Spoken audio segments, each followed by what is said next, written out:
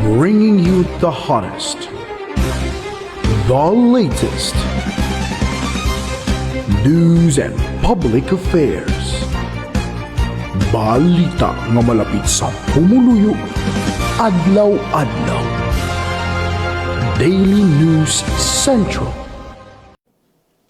Mga kadayli mayong adlaw, weather report subong adlaw sa Martes, Mayo 12.